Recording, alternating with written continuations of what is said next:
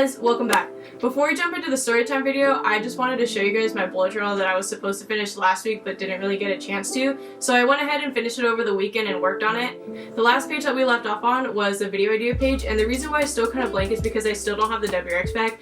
Now I'm filming this on a Monday, so it's a little bit different for me than it is for you guys because you guys are seeing this on a Friday. Unfortunately, I can't finalize any of the videos in pen only because I don't have it back. So it's a little bit hard to judge like when exactly I can film it and make time for it. I also have my videos written down on another sheet of paper so that when I put it in the journal it comes out neater, and as you can tell on the first page I erased a lot of things and it kind of just doesn't really look good. The only thing that I really did change about the bullet journal, or at least added, was that if we go back to this page where I listed all the months down, I highlighted the days that I have drill, and those are the days that I need to prepare for because it's going to be hard for me to put out a video because it seems like a lot of my days that I do have drill on here start on a Friday, which is my main upload day. So that means I'm gonna have to edit a lot quicker and faster. That way on Friday I could just upload right away and not have to worry about any more editing. Now the last thing that I added to the bullet journal was I basically laid out all of my days corresponding to the time. As I flip through the pages, you will see all these numbers lined up on the side, and that's only telling you the time of the day. Now a lot of you guys may be thinking, why did you write it in military time? And honestly, I'm just used to it and I just find it so much easier to read time.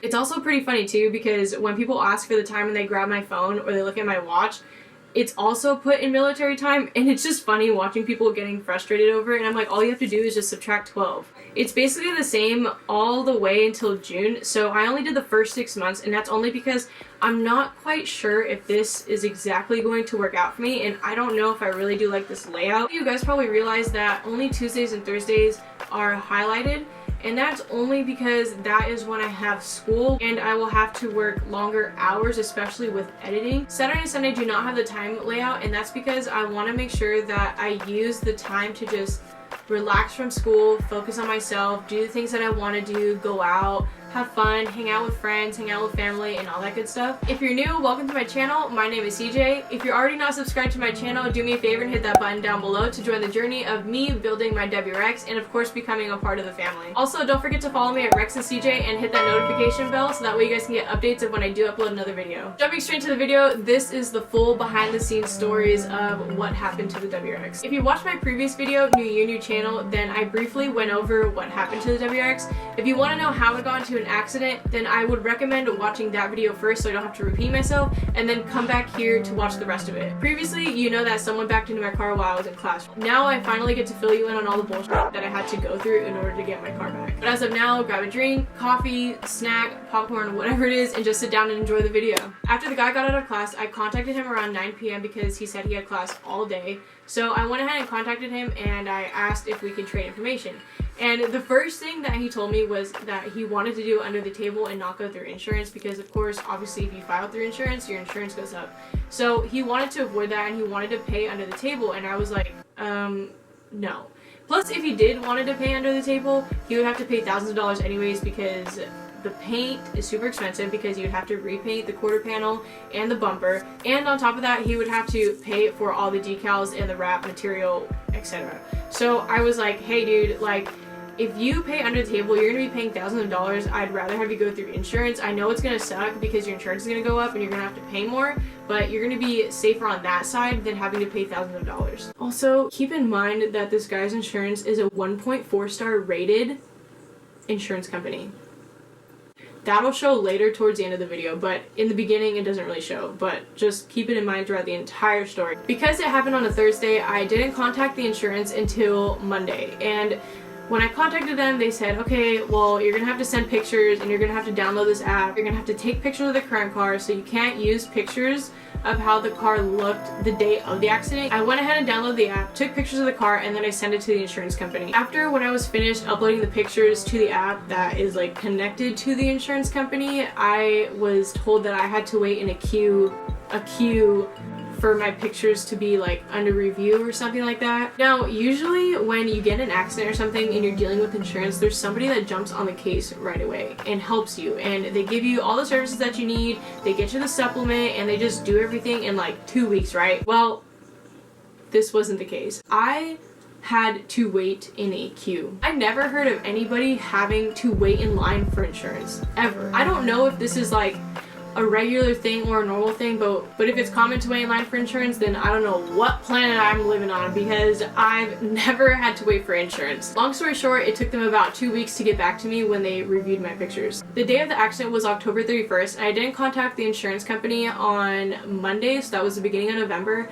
And then I had at least like a month and a half left of school because I didn't have any car at the moment. That was my daily, and I couldn't rely on my parents to take me to school because they had their own thing going on with work. Luckily, the insurance company understood, and they were like, okay, so we'll just get back to you sometime in December, and then we can get your car fixed and put into the shop. And I was like, cool, yes, like we're good to go. December comes, and they quoted me for $790 on repairs to fix the paint and the wrap. And I was like absolutely shocked because $790 is not going to cover paint. In fact, that only covers the wrap. Everybody knows that paint costs thousands of dollars, especially knowing that you have to redo the quarter panel and the bumper.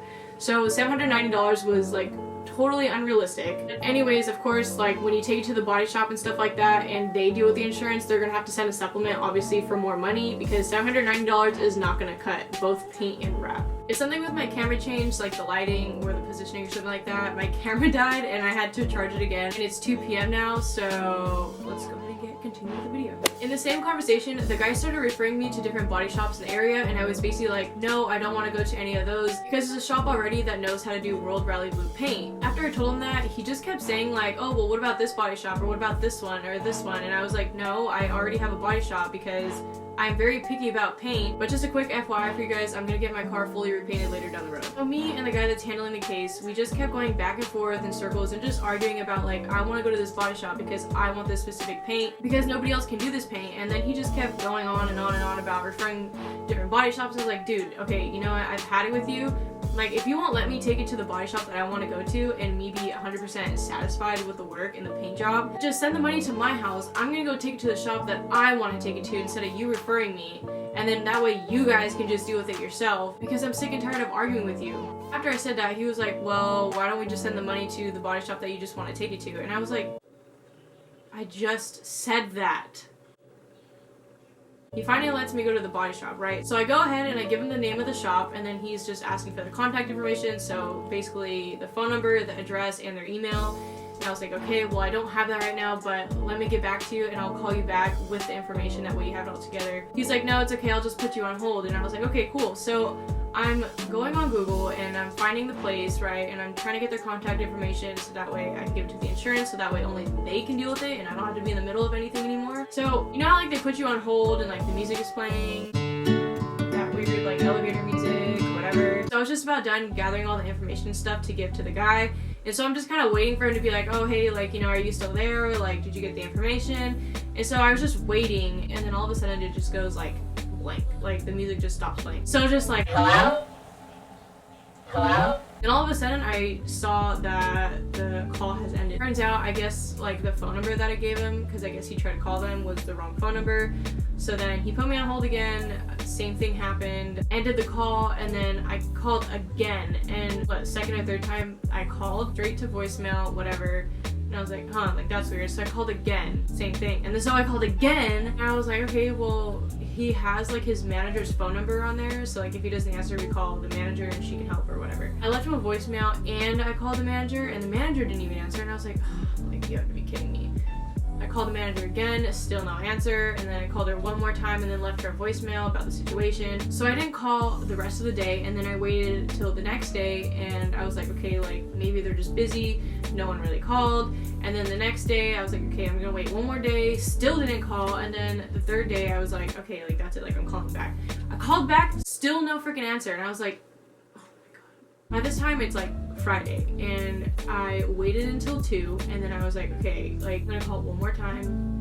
Again, they didn't answer, so I was like, okay, I'm gonna wait till Monday. Over the weekend, I texted the guy. Going back to when I got hit and stuff like that, the cops got involved. Long story short, he was like, hey, like if this guy doesn't want to pay or his insurance doesn't want to pay, like call us right away and we can get them to pay, like no problem. So I was like, okay. I texted the guy that hit my car, I'll just I'll put the message on the screen for you guys to see it. So this is what I told the guy. I said, hey, it's me, CJ, the one that owns the Subaru. I've been trying to get a hold of your insurance for the past week and they won't answer or return my calls. What I meant to say is pretty disrespectful and not okay.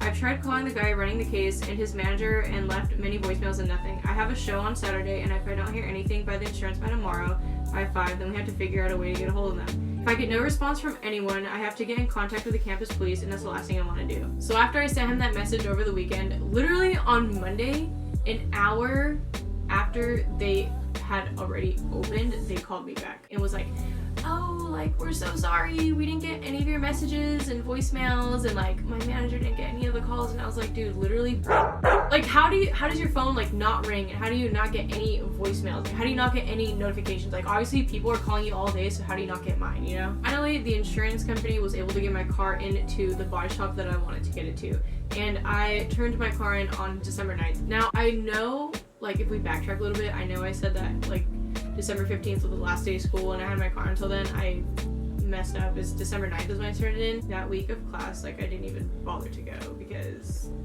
I was already failing. So when me and CJ turned the car into the body shop, he basically like nudged the guy and was like, hey man, like, since you're already repainting the quarter panel and the bumper, like, do you think you can get that nasty scratch off of her door? And it's on the driver's side with the other scratches too. The guy that we had at the body shop was like, yeah man, like, I got you, like, you've had work done here before, like, you know this guy, like, yeah, like, we'll hook it up for you. We'll just tell the insurance, like, hey, like, in order to repaint this side, we have to repaint the door too, so that way they had extra money and they still got paid for painting that door, right? Time passed and it was like after Christmas. It was like 3 days after Christmas, and I thought like, yeah, like, my car's gonna be done by the end of the year. I'm gonna have it for New Year's. I can do all these pictures. I can go to the snow. And so I called the body shop, right? And I'm like, hey guys, like, how's my car going? You know, is it ready to get picked up yet? And the response that I got from the guy that works at the body shop was like, yeah, like, we sent the supplement on December 12th for $2,200, or at least like around there. And the guy's insurance company hasn't even gotten back to us yet. And I remember that day was December 28th. They sent the supplement December 12th. The car hasn't even been taken apart. The car hasn't even been painted. Like, the car's not even done. I can't even pick it up like before New Year's. I'm gonna show you guys the email chain of how many times the guy emailed the insurance company about this supplement, and they responded with, I have received the supplement. Unfortunately, I have several out of it. And that's all they said. Luckily, the next day they called me back and they were like, hey, like, we finally got the supplement approved. Now we can start working on your car. Between that time and basically, I think it was like a week, yeah, pretty much like a week ago, since I worked for the vinyl shop, Ghost Wrap, I had to make my own invoice for the wrap and the labor, which came out to $595. Then I had to follow the directions that they gave me through the email, and after following the directions, you didn't get a call back from them after they were like, yeah, like, we'll call you when we accept the supplement, which they never did. Like, of course, we didn't get a response, so then we called again, and then they were like, oh, well, you guys did it wrong. And I was like, how the hell did we do it wrong? We followed your guys' instructions. Now, like, so while we were on the phone with them, they gave us a different set of directions to follow. And then they were like, okay, well, we'll call you by the end of today or within like 1 to 2 business days. And I was like, yeah, like, that's, like, they're not gonna call us at all. We left numerous voicemails to the guy that was working the case. We left numerous voicemails to the guy that was giving us like wrong directions. And then we also left voicemails to the guy's manager, and still freaking nothing. So then, knowing me, you know, I politely threatened the guy that hit my car. I said, hey, it's Courtney again, the one with the Subaru WRX. The company that wraps my car is not able to get a hold of the insurance company and can't submit a supplement to get the wrap. I've been trying to get updates on it from the wrap shop for a while now and still nothing. Can you please have them call the wrap shop? And he was like, okay. Then I said, hey, sorry to bother you again, but if your insurance company doesn't get back to the shop, can you pay up? A couple days passed, still no call from the insurance company. And then the next morning, I literally woke up to this, and I'll show you. The insurance company was like, hello, Courtney. We have reviewed the invoice for the wrapping and have sent a payment of $595 to your house. Why would they send it to my house? I gave them the address to the wrap shop to send it to them, but they sent it to my house. What I thought was that they were literally so fed up with my they were like, we're just gonna send it to her house, call it done, so that way she doesn't have to call us back. Because that's all I needed, and that's all I wanted, and it took them this long. So now we're gonna go back to the body shop, because now we have our supplement for the wrap, right? It's getting sent to my house, still not here yet. Hopefully it's here soon. I don't have to wait another month. I don't know. So now that that's settled with, we're gonna go back to the body shop, because it's January 15th, December 29th. They had my car, and they were working on it, and January 15th. It's been a little over 2 weeks now, and I'm starting to get worried. I called the body shop. Actually, I didn't call the body shop. I was scared to call the body shop because I was afraid of what I was gonna hear, like, oh, we haven't started on it yet, whatever. So I had CJ call the body shop because I've called them numerous times and I didn't want to see, like, it was so suspicious of me calling all the time. So I was like, hey, like, you call them and you ask them, like, hey, like, when is your car gonna be done, so that way I can start ordering the wrap and blah blah blah. So it just sounded like a lot smoother and not just being so pushy. So he calls them and he's like, yeah, like, the car's been done, like, we're good to go. But for the past week we've been waiting for this clip to put like on her bumper or liner or something like that.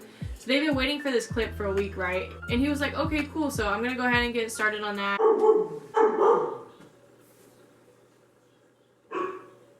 We just got a package from Amazon, so my dog is like freaking out. Bailey, it's okay! Then he goes to ask about the key mark that was on the car, right? It's like, oh, like, did you guys get rid of it? Like, how did that go? And then all we hear from the guy is like, oh, yeah, about that. And I'll put the pictures on the screen of exactly what happened. And it may not look like a big deal to you guys, but it's a very big deal to me, especially knowing that if I put my car in shows and stuff like that, and me being a detailer, like, it bothers the crap out of me. So now we're dealing with this other scenario of the body shop, right? Well, when they repainted the door with the key mark, they had to put like painter's tape, like the masking tape on the door, right? So it protects the paint or it holds the sheet or whatever so it doesn't get on the door. And when they ripped off the tape, clear coat came with it. So then CJ was like, well, what happened to it? Like, it was like, I don't know, man, it's just regular old masking tape. Or like, I don't know, man, it was just regular old orange masking tape. How did masking tape take off clear coat? Now I know that it's an old car and Subaru paint is not really the best paint, like it's super soft and like delicate, but it's like, dude, we have removed vinyl on my car before. We've had no problem, no clear coat problem, no nothing. The only thing that was left behind was like adhesive stuff, and that was it. And then the guy just keeps on saying, well, it's just regular old masking tape. Brother, I don't think regular masking tape does that. Like, you guys had to have used like Gorilla Tape or Frog Tape or something, and just like, he's like, well, are you guys gonna fix it? And he was like, no. That is just so shitty. Like, I gave it to a good shop. It was like 5-star ratings, and it was like, no, we're not gonna fix it, even though it was their fault. And that shit made me so mad. It's common sense. Like, if you fuck up someone's car, like, you fix it, right? We argued with a guy over the phone, and then he was like, yep, okay, well, tomorrow you guys are fixing it. I'm gonna be there tomorrow to take off the wrap, and it's gonna go back in the paint booth. The next day rolls around, and the guy that's dealing with my car comes out, and we were talking to him, and it's literally the same thing over the phone. He was basically like, well, it's the car's fault. It's not our fault. We're like, how the fuck is it the car's fault? It's your fault. And it just kept going back and forth, back and forth, back and forth. Then the guy proceeds to be like, well, look, like, her clear coat is failing on her roof. We don't even care about the roof because we're doing something to it. We're gonna get rid of it. Long story short, the guy's like, you know what? I'm just gonna bring my manager. The manager came out and he's like, hey guys, like, you know, what seems to be the issue? Like, super nice, like, just, you know, very calm, and was like trying to understand the situation, like, didn't talk back. Like, he listened to us, like, we listened to him, and we told the guy the scenario, and he's like, oh man, like, I'm so sorry to hear about that. And then he's like, I'll tell you what, if you guys take off that vinyl wrap on the door without taking out the clear coat, we can repaint the door for you, no problem. It'll be on us, don't worry about it.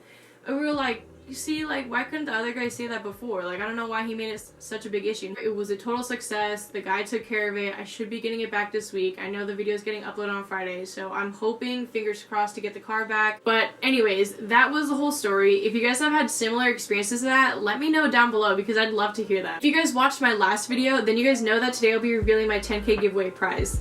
The prize that I will be giving away are 2 free prints from my photographers that are 12 by 18, and I will also be framing them myself. All you have to do to enter is follow me on Instagram at RexandCJ, subscribe to my YouTube channel, like the giveaway picture, and of course, tag 2 friends on the giveaway picture as well. Alright, so that was it for today's video. If you enjoyed it, go ahead and give it a big thumbs up and hit the subscribe button down below for videos every single Friday. Until then, I'll see you guys next week.